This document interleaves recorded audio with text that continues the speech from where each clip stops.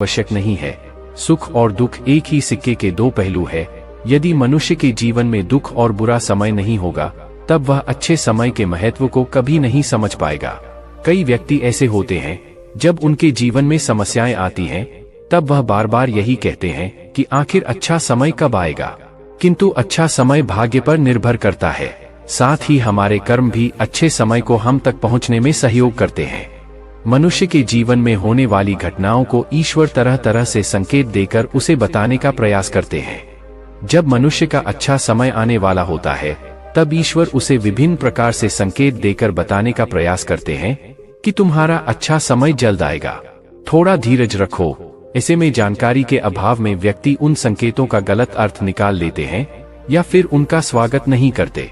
इस प्रकार जब परेशानियां उनका पीछा नहीं छोड़ती हैं, तब वह निराश हो जाते हैं।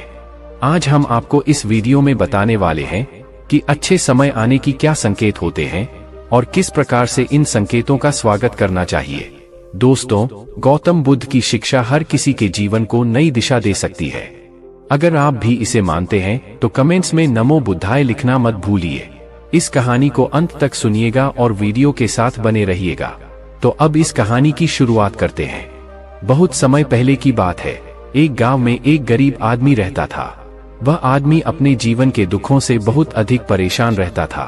जब कभी वह कोई काम करने जाता तो वह काम सफल होते होते रह जाता था। आखिरी क्षणों में असफलता ही उसके हाथ लगती थी। कभी वह स्वास्थ्य को लेकर परेशानी में रहता तो कभी उसके परिवार में अकाल मृत्यु हो जाती थी। वह अपने जीवन के दुखों से तंग आ चुका था। एक दिन की बात है, वह अपने घर के दरवाजे पर बैठा बैठा सोच रहा था। तभी उसके दरवाजे पर चिड़ियों का झुंड आया। वह पहले से ही परेशान था। चिड़ियों को देखकर वह उन्हें भगाना शुरू कर दिया। सभी चिड़िया उसके दरवाजे से दूर हो गई। उस व्यक्ति की यह विशेष आदत थी, जब भी वह किसी जानवर को अपने घर के आसपास देखता था, तब उसे मारने और भगाने लगता था। साधु संतों को देखकर वह कभी उन्हें प्रणाम नहीं करता था, बल्कि मुंह फेरकर वहां से चला जाता था। आखिरकार लगातार परेशानी झेलते हुए जब उसकी हिम्मत टूट गई, तब एक दिन उसने निर्णय ले लिया कि अब वह इस जीवन को समाप्त कर देगा। वह अपना घर छोड़कर गांव से बाहर चला गया और नदी को देखते ही उसमें छलांग लगा दी। लेकिन यह क्या, दो सन्यासियों ने उसे नदी के पानी से बाहर निकाल दिया। दरअसल जब वह नदी में छलांग लगा रहा था, वहां पर एक सन्यासी और उनके दो शिष्य बैठे हुए थे। उस व्यक्ति को नदी में छलांग लगाता हुआ देखकर सन्यासी ने अपने शिष्यों को आदेश दिया और उस व्यक्ति को पानी से बाहर निकाला गया। पानी से बाहर आते ही वह व्यक्ति सन्यासी के ऊपर चिल्लाता। उसने कहा कि आपने मेरी जान क्यों बचाई? मैं जीवित नहीं रहना चाहता, मुझे मरना ही होगा।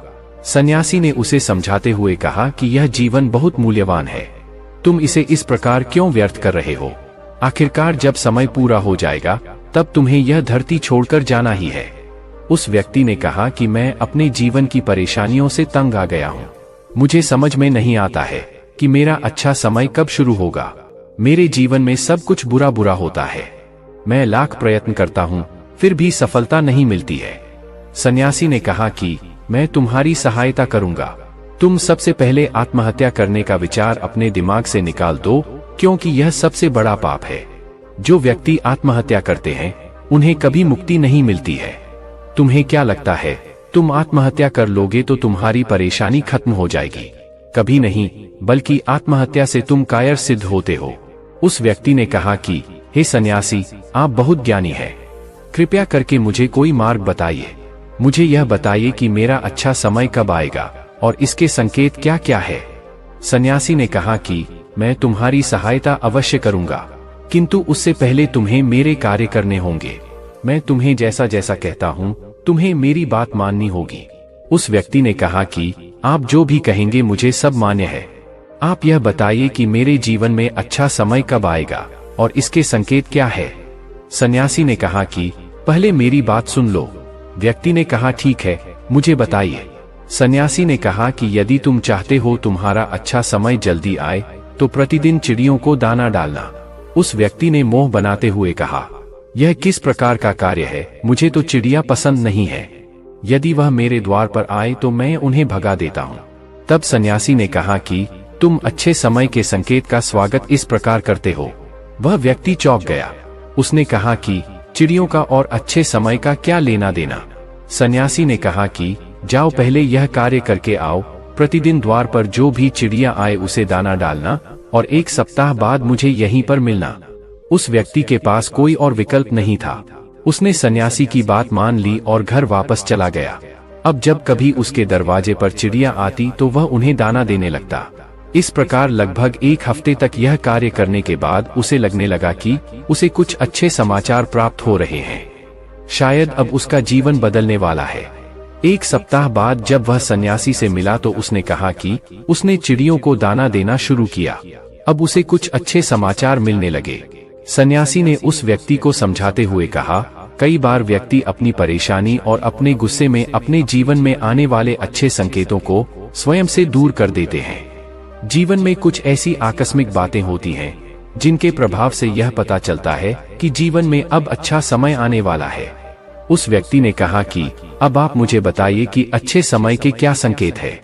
सन्यासी ने बताना शुरू किया। उन्होंने कहा कि पहला संकेत चिड़िया, गौरैया इत्यादि का द्वार पर आना। 1 सप्ताह तक चिड़ियों को दाना देने के बाद तुम्हें यह समझ में आ गया होगा कि उनका हमारे जीवन में कितना महत्व है। दरअसल चिड़िया ईश्वर की प्रिय होती है। यह छोटे जीव बहुत ही निर्दोष होते हैं। जीवन में जब भी कुछ अच्छा होने वाला होता है तब ईश्वर उन्हें संदेशवाहक के रूप में मनुष्य के द्वार पर भेजते हैं। यदि मनुष्य उनका स्वागत अच्छे से करते हैं, उन्हें दाना पानी देते हैं, तब अच्छा समय जल्दी आता है। लेकिन यदि मनुष्य उनके साथ खराब व्यवहार करें तब अच्छा समय भी दूर चला जाता है। इसलिए हमेशा दरवाजे पर चिड़िया आए तो उसका स्वागत करना चाहिए। दूसरा, गाय का द्वार पर आना। गाय एक ऐसी जानवर है जो हमें दूध देती है। इस दूध को देवता अमृत समान मानते हैं। वेदों और शास्त्रों में गायों की पूजा का भी विधान है। कहा जाता है कि जब कभी घर में रोटी बनती है तो पहली रोटी गाय को समर्पित करना चाहिए। जब कभी घर के आसपास गाय दिखाई दे तो उसे अच्छा संकेत मानते हुए रोटी अवश्य खिलाना चाहिए। गाय ईश्वर को प्रिय होती है। जो भी मन से गाय की सेवा करते हैं, ईश्वर उनके ऊपर प्रसन्न रहते हैं। गाय को कभी परेशान नहीं करना चाहिए, बल्कि उन्हें ईश्वर का संदेशवाहक मानकर सदैव उनके स्वागत करना चाहिए। तीसरा, स्वप्न में पितरों के दर्शन होना। यदि कभी भी स्वप्न में पूर्वजों के दर्शन हो तो इसे अच्छा संकेत मानना चाहिए। हमारे पूर्वज भले ही हमसे दूर होते हैं, किंतु किसी न किसी प्रकार से वह हमसे जुड़े होते हैं। उनका स्वप्न में आना अच्छे समय आने का संकेत होता है। वह हमें आने वाले अच्छे समय के लिए संदेश देने आते हैं। इसलिए जब कभी सपने में पूर्वजों के दर्शन हो तो इसे बुरा नहीं मानना चाहिए, बल्कि उसे अच्छा मानते हुए मन को प्रसन्न रखना चाहिए। अपने पूर्वजों के प्रति सदैव नतमस्तक रहना चाहिए और प्रतिदिन उन्हें ईश्वर मानकर प्रणाम अवश्य करना चाहिए। तीसरा, पूजा करते आंखों में आंसू आना। आमतौर पर पूजा पाठ नित्य कर्म होते हैं। यह प्रतिदिन करना चाहिए, किंतु कोई व्यक्ति भक्ति भाव में इतना अधिक हो जाते हैं कि पूजा करते समय उनकी आंखों से आंसू आने लग जाते हैं। यह ईश्वर का सबसे अच्छा संकेत होता है कि अब अच्छा समय शुरू होने वाला है। यदि आपके साथ इस प्रकार का कुछ भी हो रहा है तो ईश्वर को धन्यवाद देना चाहिए।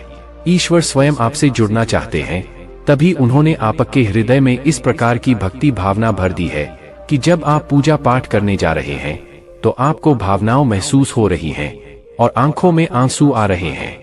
इसे अच्छा संकेत मानना चाहिए। साथ ही ईश्वर में और अधिक मन लगाना चाहिए। चौथा, कठिन समय में साधु संतों के दर्शन।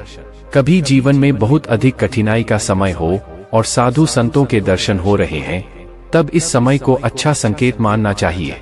साधु संत बड़े ही प्रतापी होते हैं और उनका ईश्वर के साथ गहरा संबंध होता है। वे ईश्वर के प्रतिनिधि के रूप में कार्य करते हैं। उनके दर्शन होने पर उन्हें प्रणाम करना चाहिए। उन्हें भोजन इत्यादि कराकर सदैव उनके सामने नतमस्तक रहना चाहिए। जब कभी उन्हें देखना चाहिए तो प्रणाम अवश्य करना चाहिए। उनके प्रति विनम्रता अच्छे समय को जल्दी लेकर आती है। कठिन समय सदैव नहीं रहता है और साधु संतों के दर्शन तो कठिन समय को दूर करने में सहायता करते हैं। इसलिए जब कभी साधु संतों के दर्शन हो तो ईश्वर को धन्यवाद देते हुए उनका स्वागत करना चाहिए। पांचवा, अचानक से रास्ते मिलना। कई बार व्यक्ति जब कठिनाई में होते हैं तो उन्हें कोई रास्ता नहीं सूझता है, किंतु जब वह पूजा पाठ इत्यादि करते हैं अथवा पुण्य कर्म करते हैं तो ईश्वर उन्हें अवश्य रास्ता दिखाते हैं। यदि आप परेशानी में हैं और अचानक से आपके दिमाग में कोई बात आ रही है कि यह करने से शायद मेरी परेशानी दूर हो सकती है, तो उसे तुरंत कर डालना चाहिए, क्योंकि यदि आपके दिमाग में वह बात आई है तो इसके पीछे ईश्वरीय शक्तियां हैं जो आपको सहायता कर रही है ताकि आप समाधान तक जल्दी पहुंच सके।